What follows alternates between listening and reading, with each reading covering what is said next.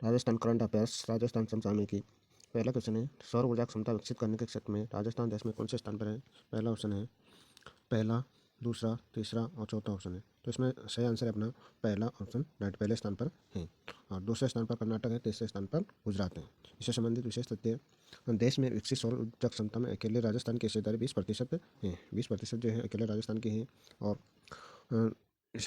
प्रदेश में 10 गीगावाट की क्षमता स्थापित की है राजस्थान ने। 10 गीगावाट सौर ऊर्जा क्षमता स्थापित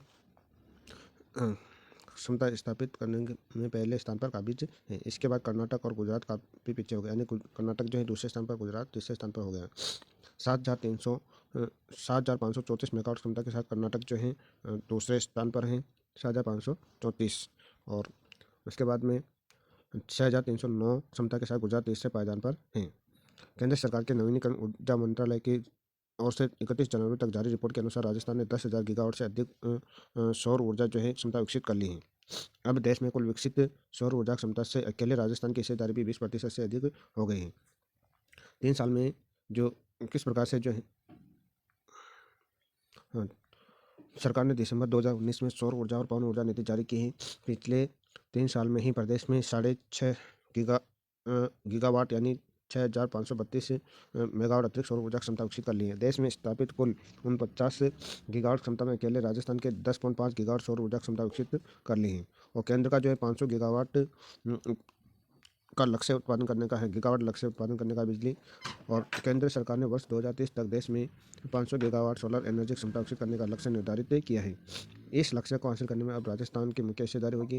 पिछले दिनों प्रदेश में सौर ऊर्जा क्षेत्र में सार्वजनिक व निजी क्षेत्र की कंपनी के साथ 3 लाख करोड़ रुपए के MOU करार हुआ था।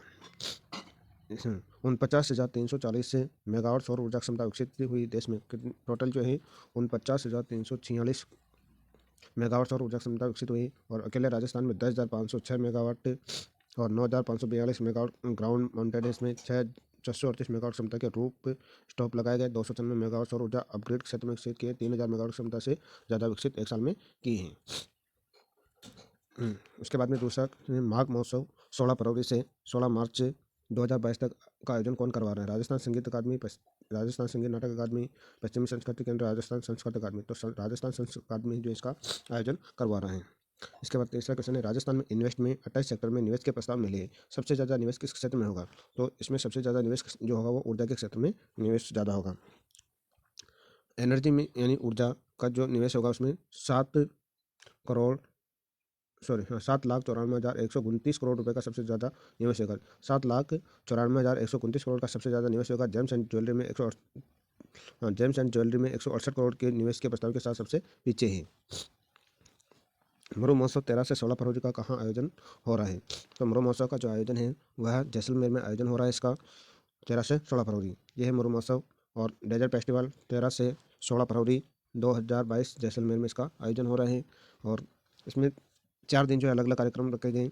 13 फरवरी को जो है पोखरण में शोभा यात्रा, मिस्टर एंड मिस पोखरण और अन्य प्रतियोगिता रहेगी। इसके बाद में कुंडी, ऊँट सवारी, ऊँट सजा, लोक कलाकार व प्रस्तुतियाँ रहेगी। 14 में महा आरती, शोभा यात्रा, लोक कलाकारों द्वारा प्रस्तुति, मिस्टर डेजर्ट और मिस मूमल और मूमल महिंद्रा प्रतियोगिता, मोच व सापा बांधना प्रतियोगिता, सांस्कृतिक संध्या।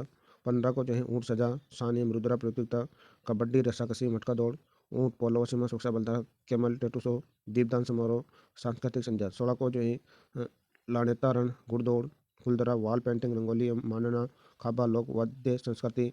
सम के दौर में घोड़ा, ऊँट दौड़ व नृत्य प्रतियोगिता, सांस्कृतिक प्रस्तुतियाँ, सुपी नायक जावेद अली द्वारा। उसके बाद में बजाज मोटर्स के संस्थापक कौन थे जिनका हाल ही में निधन हो गया है। इसके संस्थापक जो हैं राहुल बजाज थे जिनका हाल ही में निधन हो गया है। करीब 50 साल तक रहे बजाज मोटर्स के ये चेयरमैन राहुल बजाज ये हैं। और पद्म भूषण से समेत कई सम्मान इनको मिले हैं। कौन कौन से। 2001 में राहुल बजाज को राष्ट्रपति KR नारायण ने पद्म भूषण अवार्ड से सम्मानित किया था। पद्म भूषण समेत कई सम्मान। 2001 में राहुल बजाज को राष्ट्रपति KR नारायण ने पद्म भूषण अवार्ड से इनको सम्मानित किया है। उसके बाद में दूसरा जो है Knight of the National Order of the Legion of Honour नामक पुरस्कार के फ्रांस के सर्वोच्च नागरिक सम्मान से नवाजा गया है। 2006 से 2010 के बीच में राज्यसभा के सदस्य रहे। 1979 से 80 और 99, 2000 में 2 बार भारतीय उद्योग परिसंघ के अध्यक्ष चुने गए और 2017 में राष्ट्रपति प्रणब मुखर्जी ने लाइफ टाइम अचीवमेंट के CII राष्ट्रपति पुरस्कार इन्हें प्रदान किया गया है। इसके बाद विदेश में 3000 रन बनाने वाली दुनिया की पहली महिला खिलाड़ी कौन बनी? मिताली राज जो है दुनिया की पहली महिला खिलाड़ी बनी है। मिताली राज विदेश में 3000 रन बनाने वाली दुनिया की पहली महिला खिलाड़ी बनी है। इससे संबंधित विशेष तथ्य जो हैं, क्रिकेट की मौजूदा कप्तान हैं और इनके नाम क्या क्या रिकॉर्ड है। वे टेस्ट क्रिकेट मैच में दोहरा शतक बनाने वाली पहली महिला हैं और जून 2018 में मिताली राज ट्वेंटी में अंतर्राष्ट्रीय में 2000 रन बनाने वाली पहली भारतीय बल्लेबाज बनी हैं। मिताली राज महिला एक दिवसीय अंतर्राष्ट्रीय क्रिकेट में 6000 रनों का पार करने वाली एकमात्र महिला क्रिकेटर हैं। मिताली राज भारत की पहली ऐसी महिला खिलाड़ी जिन्होंने 20 अंतर्राष्ट्रीय क्रिकेट में 2000 से ज़्यादा रन बनाए हैं और राज जो एकमात्र खिलाड़ी हैं मिताली राज पुरुष या महिला जिन्होंने एक से अधिक ICC ODI विश्व कप फाइनल में भारत का नेतृत्व किया है, जो 2005 और 2017 में 2 बार ऐसा हुआ था। IPL 15 में सबसे महंगे खिलाड़ी कौन बने? ईशान किशन सबसे महंगे खिलाड़ी बने हैं। हाँ, ईशान सबसे महंगे खिलाड़ी बने हैं और इसमें जो है सब ये इनको जो है 15.25 करोड़ रुपए में जो है उनको खरीदा गया है और 23 वर्षीय ईशान किशन नीलामी में बिकने वाले IPL इतिहास में सबसे महंगे विकेट कीपर भी बन गए हैं। उनसे पहले यह रिकॉर्ड दिनेश कार्तिक के नाम था, जिन्हें 2014 में दिल्ली के डेड लेक्स ने 13 करोड़ में खरीदा 13 करोड़ रुपए में खरीदा। और इसके बाद में सब इनसे संबंधित सबसे महंगे बल्लेबाज जो है श्रेयस अय्यर, महंगे बल्लेबाज श्रेयस अय्यर 12.25 करोड़ और महंगे ऑलराउंडर दीपक चाहर 14 करोड़। दीपक चाहर सबसे महंगे ऑलराउंडर और सबसे महंगा पेसर हर्षल पटेल 10.75 करोड़ रुपए। राष्ट्रीय महिला दिवस कब मनाया जाता है? राष्ट्रीय महिला दिवस जो है 13 फरवरी को मनाया जाता है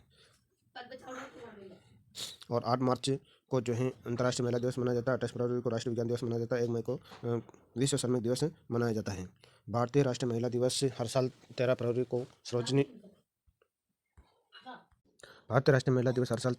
सरोजिनी नायडू को जयंती के उपलक्ष्य में मनाया जाता है। इस वर्ष राष्ट्र उनकी 143वीं जयंती मना रहा है और उनका जन्म 13 फरवरी 1879 को हुआ था और वह अपनी कविताओं के कारण अपने उपनाम नाइटगेल ऑफ इंडिया या भारत कोकिला के लिए प्रसिद्ध सरोजिनी नायडू को साहित्य में उनके योगदान के लिए दुनिया भर में जाना जाता है। राजस्थान में प्रथम अल्ट्रा थर्मल पावर प्लांट कहाँ स्थापित किया गया है?